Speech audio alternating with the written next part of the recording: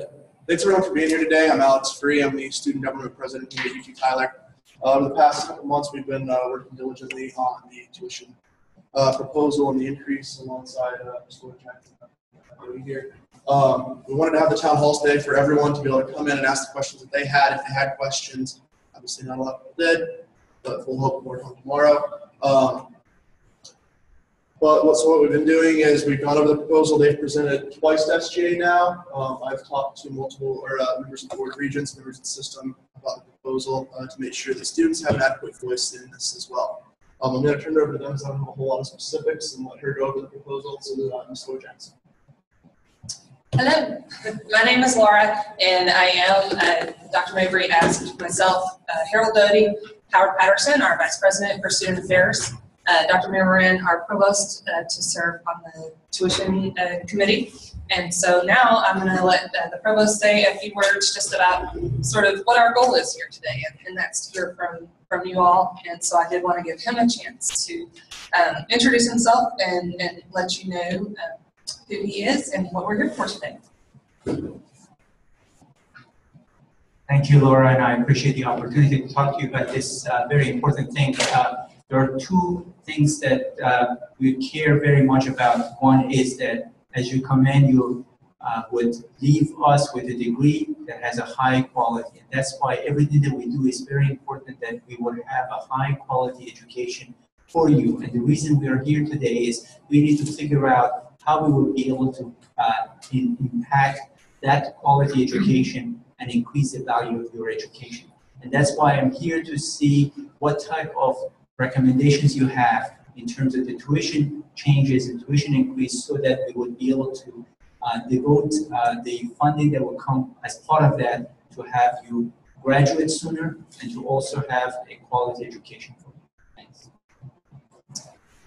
All right, so we're going to go through real quickly a little presentation just to kind of help everybody be on the same page just about as far as where we are now.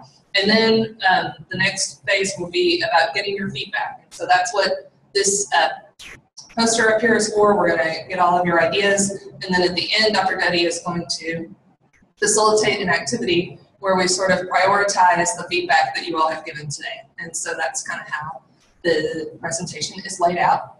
And so to sort of put this in context, the UT system requested proposals from each of their institutions that were due in December.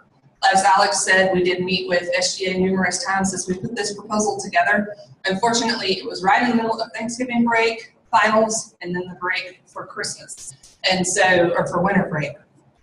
And so we have already submitted that proposal, and you can see that we sort of based it on a 2013 proposal that we did that the students had recommended, and we just viewed it as an extension of that proposal. It did have a 2% inflation adjustment from that proposal because of the difference between 2013 and today.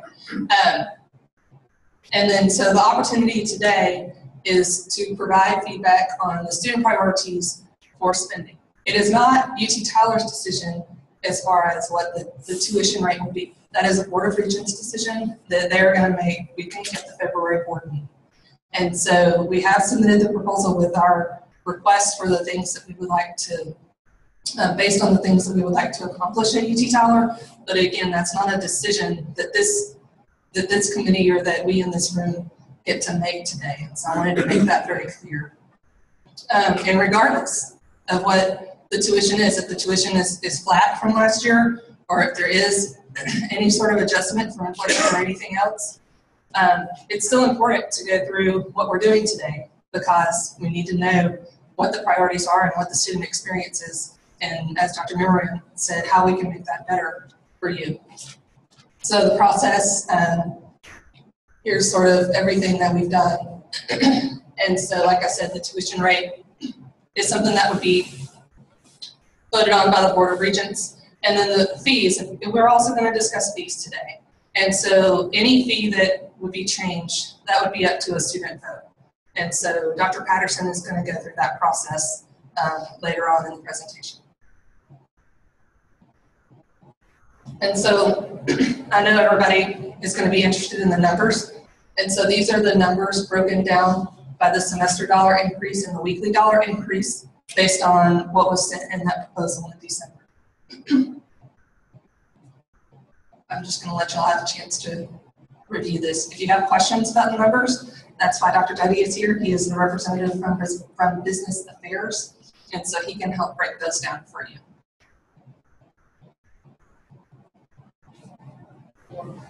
Question. Yes, yes, sir. Can you go back to that slide? That shows the semester dollar increase, 15 credit hours. What is the breakdown per credit hour? What do you? Because right now it's like 247 or something. So what do you increase? I can't do that math in my head. It would go at the undergraduate level from, I think, $129 to $137 per credit hour. Thank you. All right. And then one thing that we did keep in mind as we were putting this proposal together, and one thing that we discussed with SGA, and it was really important to Alex and the other leaders that we visited with, is the impact on affordability. And so we wanted to make sure that UT Tyler is still very accessible to students. And so these were some of the things that we kept in mind, and some of the things that we made sure that proposal that we sent to system, should it be adopted by the Board of Regents, again, I want to make that very clear. This is something that they will vote on in February. But we wanted to make very sure that UT Tyler was still accessible to students. So those priorities that we discussed, that I said, we talked about the 2013 priorities, and we visited with SGA, and we said, are these still true today? And SGA said yes, based on our feedback from constituents, it is. These are some of the things that we talked about. All of these bullets of examples that student success programs, and so we took what revenue we have, like I said, tuition increase, no tuition increase, the revenue that the university receives. Student success programs are still a huge high priority for students, is what we heard in those meetings last fall. And so these are some of the things that students said that they were interested in. This is not an exhaustive list. Whenever we're finished with this presentation and we do the feedback and we start writing on this board, these are the sorts of things that you would provide feedback on as far as things that you would be interested in seeing the university do. I'll bring these slides back up whenever we get to that point. But just to be thinking, the student success programs, where do we want to invest our money? What's important to students? The next is creating seamless transitions from high school and from junior colleges. And I think the number one thing that could have gone on every slide here is more academic advisors, as far as what we have heard in the past. Again, these are just examples. Wanted to give you all some ideas of things that we're thinking about whenever we have these big topics like creating seamless transitions. What does that mean? Well, here are some ideas of things that we may pursue under that topic. And then the third one is strategic growth. We heard a lot about expanding the HPC in some of our meetings and recreation areas. And then, of course, adding parking, that came up. But one thing that I thought was really interesting that the students said was parking with differentiated fees. And so if we were to add more parking over by the OAC, maybe if you got a permit for that lot, it would be less expensive than a permit for the business lot. And so I thought that was a really great suggestion from a student. And so that's why I wanted to be sure to add that here. And so as we grow the campus, as we grow the services that we provide to students, where do we want to see that money invested? And then that covers sort of what we talked about for the tuition part. And so I'm going to let Dr. Patterson come up. The fees that are listed here are the fees that came up in our previous meetings as far as students' interest in maybe investing some more into that. Again, the fee process would be based on a student referendum. And so this is not something that the Board of Regents votes on. This is something that you, the students, would put on a ballot, and then the entire university would get to vote on it. And these right here are the current fees. And so Dr. Patterson is going to sort of talk about the process that would go into that.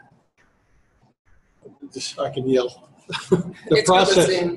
Oh, you're sorry. The process for student referendums. Has anybody here been a part of a student referendum in the past? So I don't think we've had a referendum on fees in your college lifetime. So we go back maybe 5 years since our last referendum. The referendum process is fairly simple. It's on the ballot. Students receive an email. You click on the email. You go to your electronic ballot, and you cast your vote yea or nay for these different types of fees. There are 3 fees that are actually in the proposal right now, and a 4th that might come in is the environmental fee. So the student service fee is one that, and by the way, most of these fees, for example, student service fee hasn't been increased for at least 15 or 16 years. At least 15 because it hasn't been increased as long as I've been here. The athletic fee was increased about 5 or 6 years ago, so it hasn't been increased since then to cover costs of inflation and additional programs. The recreational facility use fee has never been increased, and that facility opened up in September of '03, so 12 years. And the environmental service fee is a new one. It's gaining some traction with SJ and other groups on campus, so that's one that still needs to be processed and thought about and debated as to what our role is in environment and recycling in particular. The proposal right now shows the student service fee going up $1. The current maximum is $1.50. The new proposed maximum is $1.51. So literally it's $1 or $2 a year. The athletic fee proposal is up $1, but that's per SCH. So that would cost a maximum of $30 per year, $15 per semester. The recreational facilities fee is proposed to go up by $9 to $49 for the fall of '16. So that would be an $18 increase per year. Total increase in fees that are currently proposed is $50 a year. And $50 for '16, and an additional $50 in '17 when these go up another $1, except for the student service fee. So the referendum is it. If the students vote in favor of it, a majority in favor, it passes. A majority opposed, it fails on an individual basis. In other words, the 3 fees are considered separate. You don't vote them as a group. Any questions on that? Yes, sir. I know we talked about those Hazelwood students, veterans, and these fees will be covered by Hazelwood. Yes, yeah, fees are covered by Hazelwood. Yes. When you say a majority have to approve it, are you talking about the majority of students that vote or a majority of our student body? The majority of students that vote. Typical voting percentage is 6% maybe. So like 5 to 3 in here, and it passes. Right. I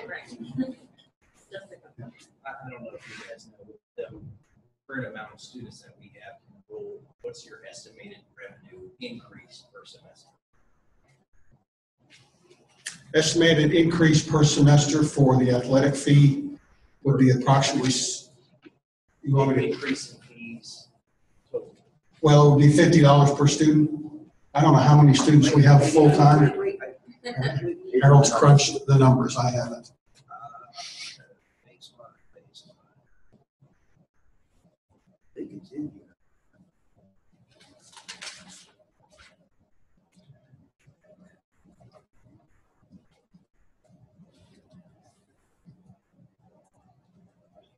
Yeah, okay.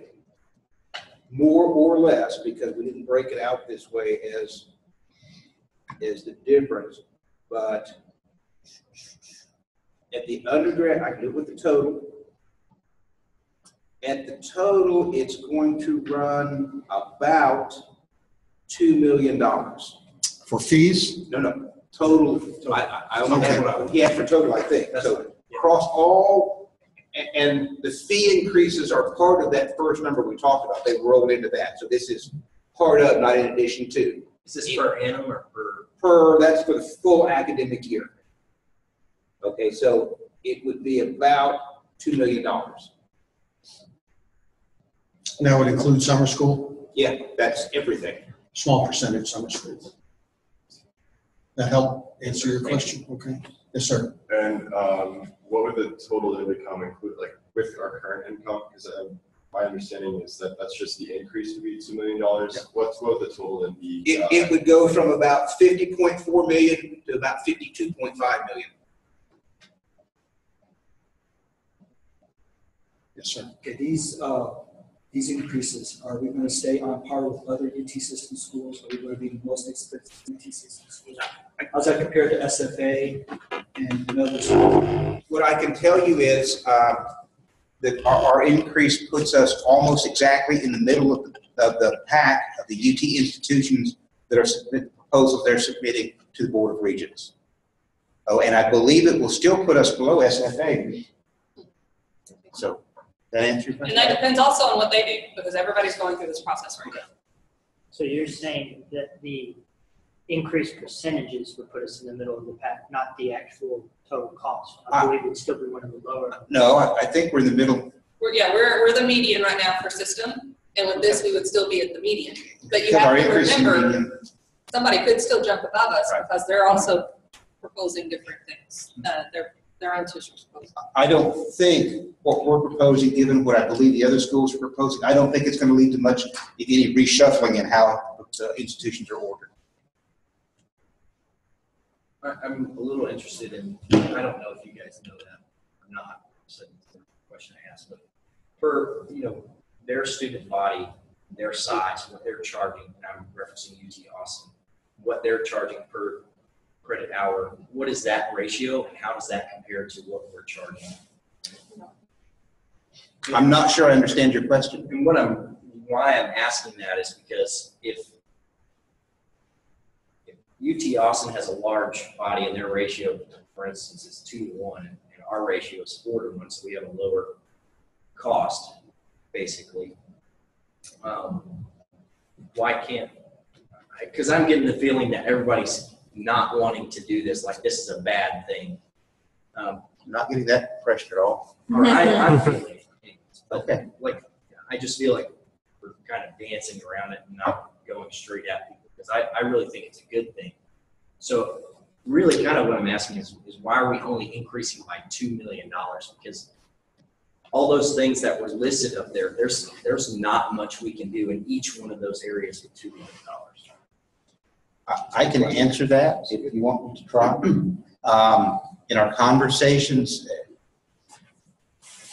our tuition proposal was developed with lots of advice and conversations with the UT system and conversations about what people thought the Regents might or might not do. When we looked at the percentage of increase and the effect on students, we felt that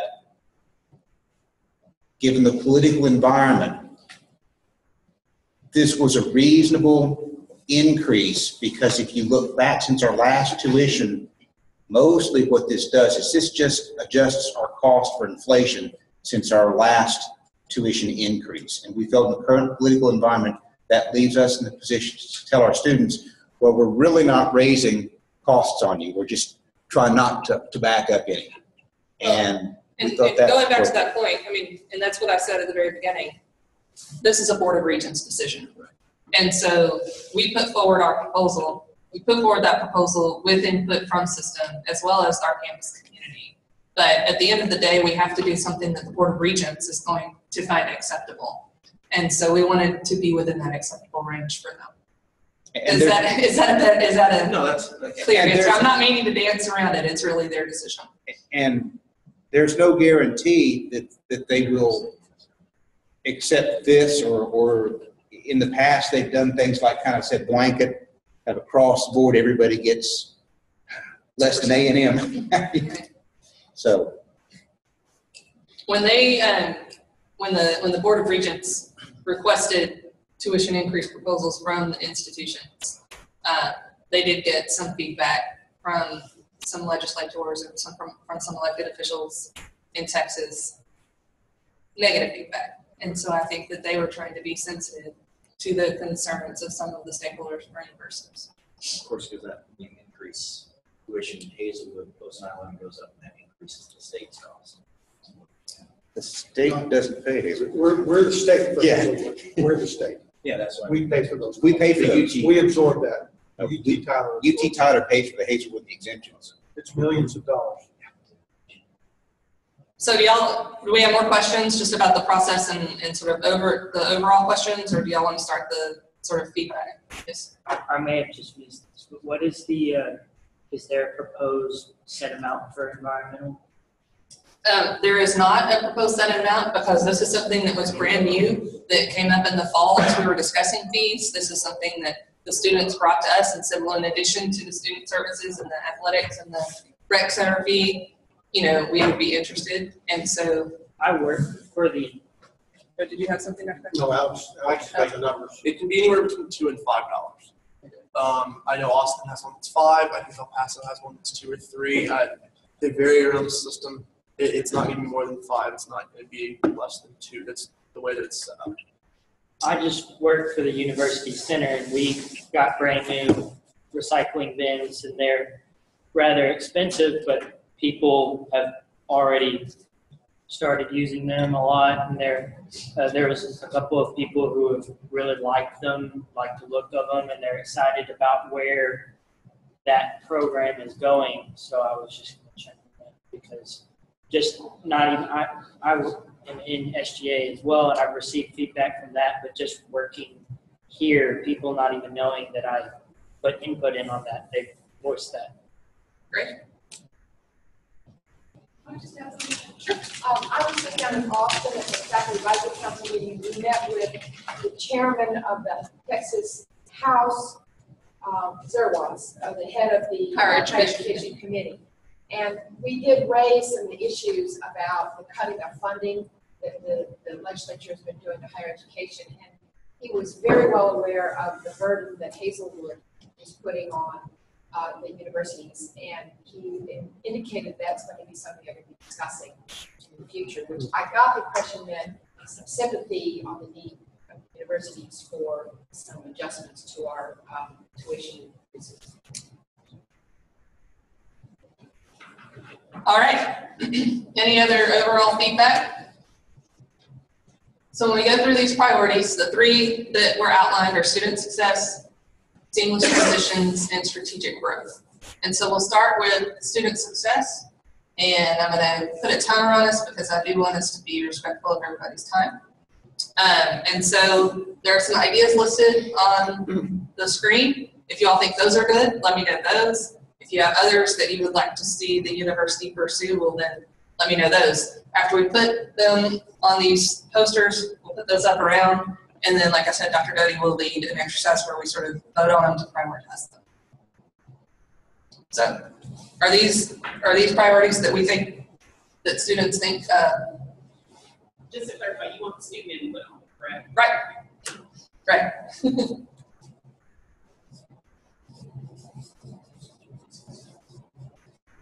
One of the things I'd like to suggest to our students is this is not necessarily the time to hold back an idea because you don't think that the money we have right here will cover it, because we actually did listen to this. That's what I was saying. Even if there's none of that $2 million that we talked about, it's still really important to know what the student needs are. And in 2 years, if this comes up again when we start this process, we're going to go back to the information we've collected so that we know what students seem to be interested in. So it's good for us to know this to direct future energies. Yeah, I'm a mechanical engineering student, and I'm kind of speaking for civils as well, electricals, so I guess the College of Engineering. But what I've noticed over the past 2 semesters is really a cap on how much the individual student can do as far as project work, research, undergrad research. I know that we do a lot outside of the school, but as far as what we're doing in school for our classes is limited to really small facilities in the RBN and the RBS. So I would suggest an increase in quote unquote maker space, project space. I say we're limited to 8 to 5 because there's one person that's in charge of all of those labs. He only works from 8 to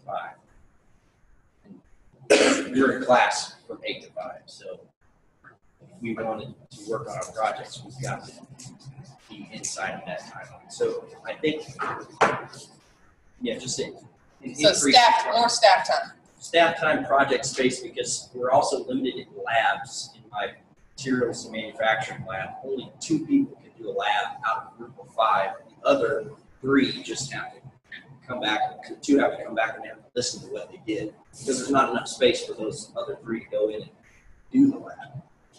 So, that really limits our success. Will some of that space be covered when the business building is built? Well, I mean, these are good things to say that students are expressing a need for, because that can sort of go into that planning. I can't answer what's going to be in that building, but it's good to know. Another thing is, I know this is really difficult. I know every minute technology advances, but over the last 2 semesters, having classes that involved software programs on the computer, how much time in those labs has been spent having the computer reset itself, being booted off of the system, and time taken away from our actual learning because our server can't handle 35 people on the system at one time. So, Okay. and that's not going to really affect me, but the next people that come through, it will definitely benefit them to have their full time class time to work on their project or their classroom without missing out.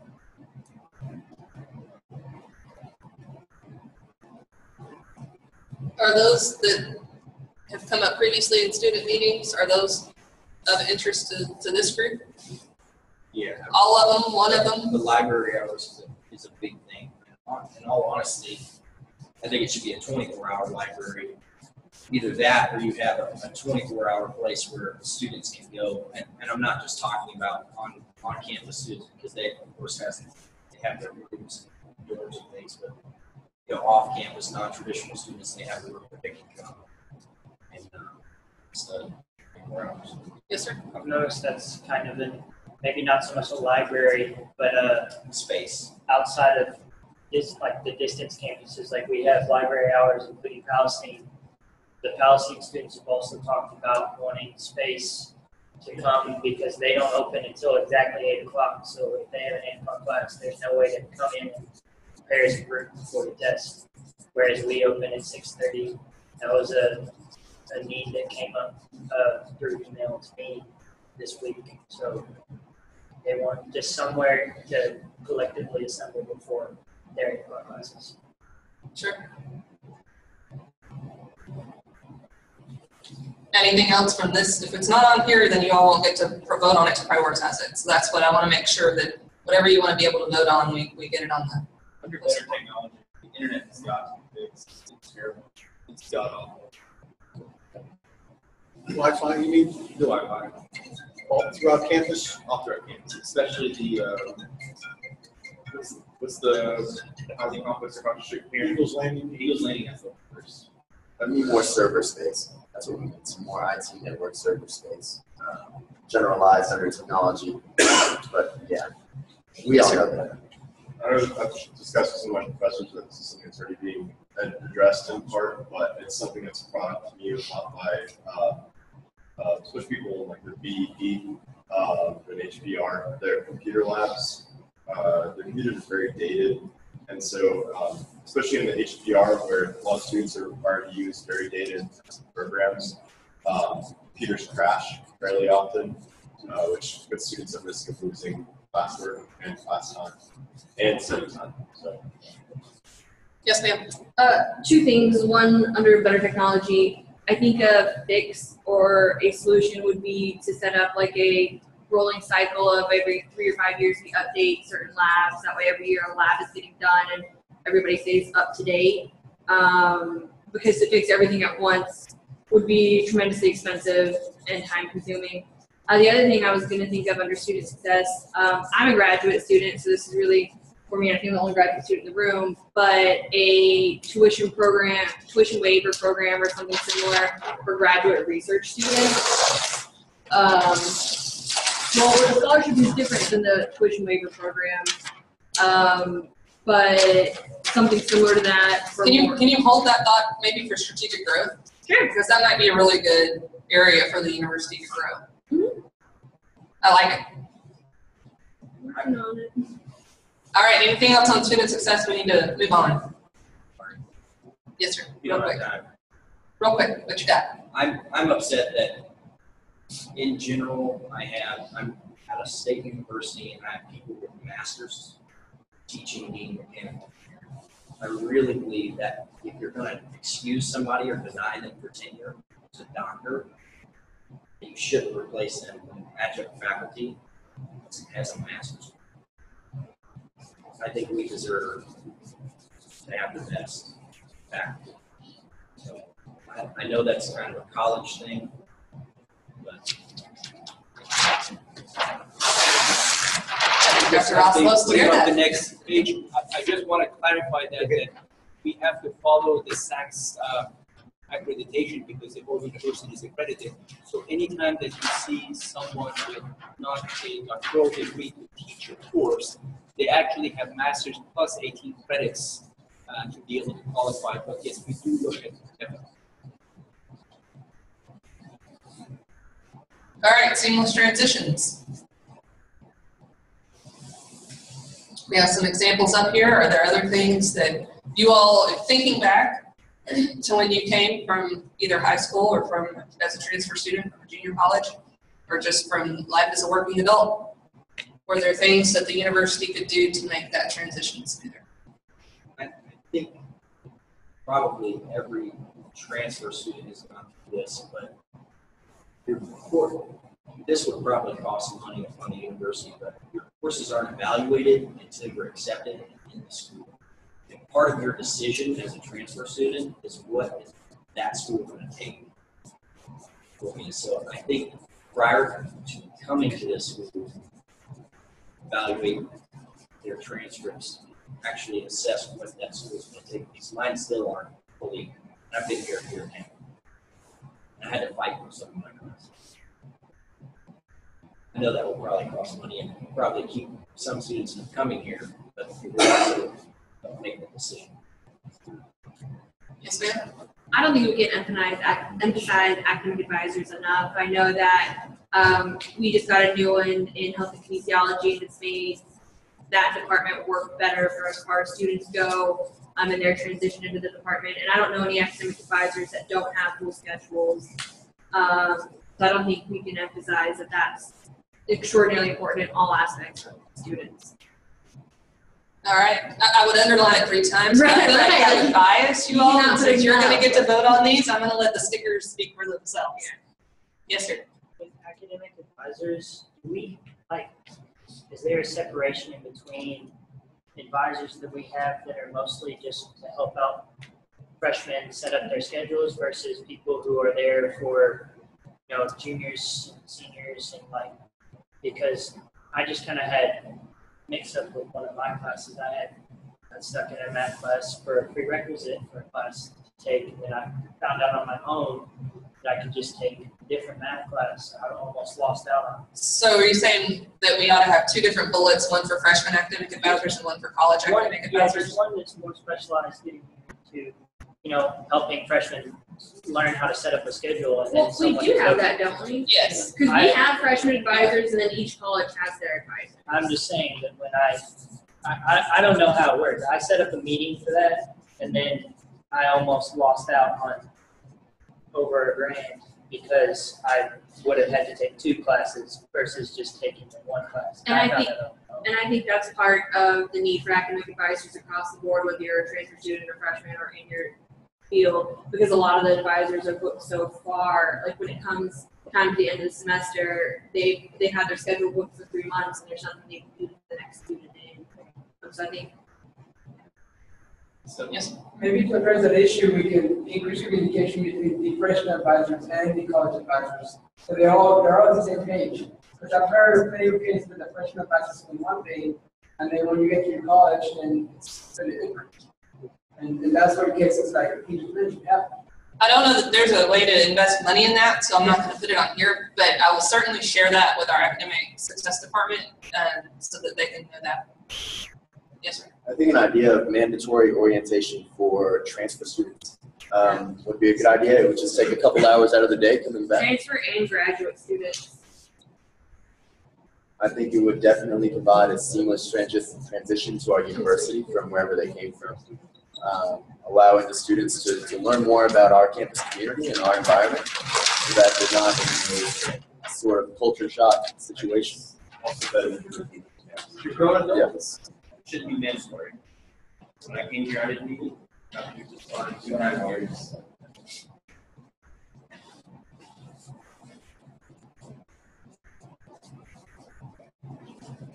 All right, anything else under seamless transitions? Undergraduates. I have that, I have transfer, yeah, I put transfer and then grad student. That way people can. The things that are on this slide are the things that be sure to include in the list for today. I'm just curious what the obvious better planning to do that you don't do already. Do we have a student veteran here who can? That came up in one of the meetings. Because like a transfer student, they just come in, it's okay, here's your schedule, the class, and so. So veterans, maybe a veteran's Military mentoring. life and college life are two really different night and day situations. So a little bit of help. The Veterans Resource Center and the Student Veterans Organization is so much. That's the only reason why I suggested that. Do you think like a veterans mentoring service or veterans orientation? Yeah. Veterans need a bigger office. That's like a shoebox. I think everybody does. One of the slides task orders was right on the campus, our campus veterans things. So look out for that. I think.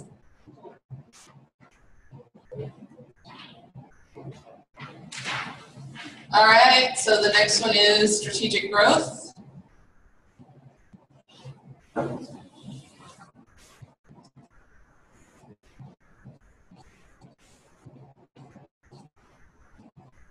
I think I'll definitely vouch for expanding the HBC. I think that's huge for us to have.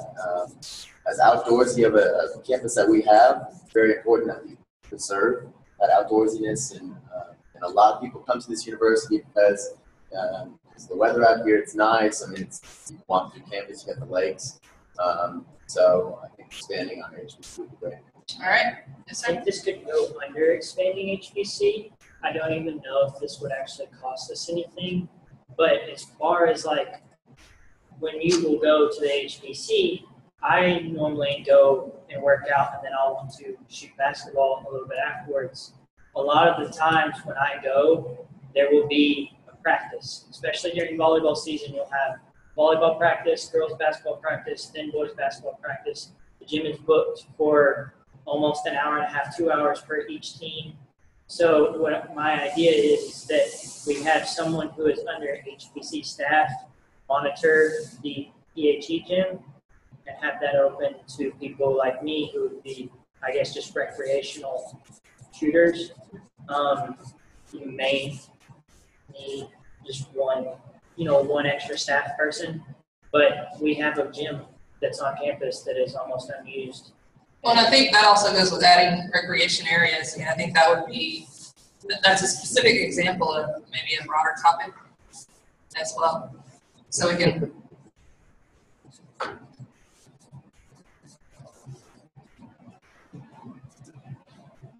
Yes, ma'am. The tuition waiver program. Tuition waiver for graduate students research, right? Mm-hmm. Ideally, would like to expand it and go into undergraduates as well, but I think graduate students is the place to start. That's how graduate students pick their school. Yes, sir. Another thing is looking at like more like outdoor opportunities here. I guess would be differentiating the trails from the HBC.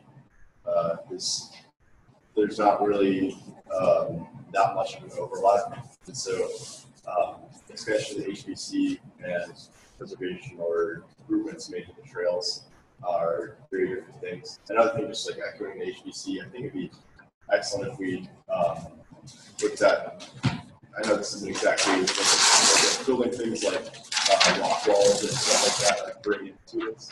Because currently, I remember seeing in the HBC on one of their screens, we're taking a trip to SFA, and while I think that's great that we do that, it'd be phenomenal to be able to have experiences like that for students here.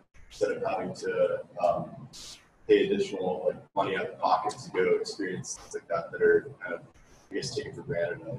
Well, I think on the previous poster, we had adding recreational areas. I would consider Rockwall a recreational area, and so if that one gets a lot of votes and it ends up being a real high priority, well, then I think that would be something that we could work through Dr. Patterson to sort of get more student feedback as far as, all right, first priority is Rockwall, second priority is Trail, third priority is whatever. Absolutely. But I'm going to leave it just at that so that we can get a better idea about what the priorities are overall. Yes, sir. I still say that for those of us that live in the business and are in RBS buildings because of our class schedule, that we should have a food area, maybe a second mat or another vendor. I don't know what the plan is for the arts and science building a few years down the road, but something so that students that have a lot of classes in that area can eat instead of trying to get to the mat and that. And I will say that your wonderful SGA Student Affairs Committee is currently working on seeing if we can get in the Starbucks that they put in the library, like one of those like little standalone Pizza Hut stations that they have at Target and stuff like that, to increase food options over there. So that's something we're currently working on. Yes, sir. Also diversifying sports or athletics, maybe getting teams that are unique. Not necessarily unique in the sense that no one else has them, obviously, but looking at, because then we would have, like yourself. we'd always be conference champs. But just keeping in mind that that's a big aspect of student involvement. As an athlete myself, that was one thing that drew me to the university, and actually made me pick this over a couple other universities because they didn't have cross-country teams. And I'm sure that's the same case with other people who want to continue on in their athletic career, be it with a traditional sport like soccer or something that you don't necessarily see as much, like gymnastics or something like that. Because It's criminal that we don't have Quidditch here. I wish we had Quidditch, honestly. People laughing at me. Or lacrosse. No, I would. Oh, yes. Swimming. Lacrosse, water polo. Anything else on strategic growth? Water polo. All right, now I'm going to turn it over to Dr. Doty.